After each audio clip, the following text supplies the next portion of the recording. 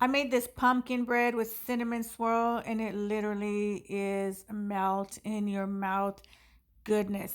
It came out so soft and so moist, and that swirl with the cinnamon, it just took it over the top. I loved everything about this pumpkin cinnamon swirl bread.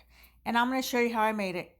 In a bowl, I'm adding 15 ounces of pure pumpkin, 2 large eggs, half a cup of whole milk, half a cup of vegetable oil, or you can use any oil of choice, 1 teaspoon vanilla extract. Whisk until it's all combined. To this, add 1 cup of white sugar, half a cup of packed brown sugar, 1 teaspoon baking soda, 1 teaspoon cinnamon, half teaspoon salt, half teaspoon pumpkin pie spice. Mix that until it's all combined. And then add in 1 3/4 cup of all-purpose flour. Whisk all that in. Your batter is nice and done. I'm going to set that aside and make the cinnamon swirl. For that, it's 2 tablespoons of melted unsalted butter, half a cup of sugar, and 3 teaspoons of cinnamon. Just mix and it should look like this. I am going to place this in the refrigerator until I am ready to use it. This will help it firm up. I'm going to start brushing on a cake release on my baking dish. And if you don't know what that is, look it up because it is perfect for all your baking needs.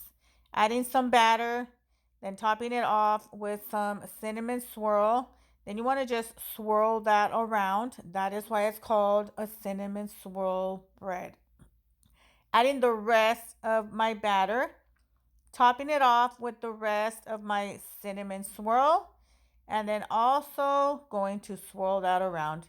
My oven is preheated at 325 degrees. I'm going to bake this for about an hour and 20 minutes, and the baking time just varies. Mine was done in an hour and 20 minutes. I'm going to let this cool completely before I slice it. And let me tell you that this pumpkin cinnamon swirl bread came out so soft, so moist.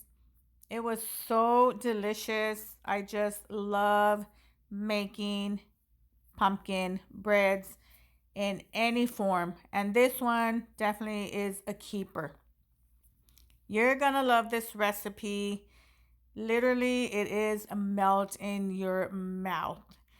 I advise you to save this recipe. You're going to love it and make it for this fall. Enjoy.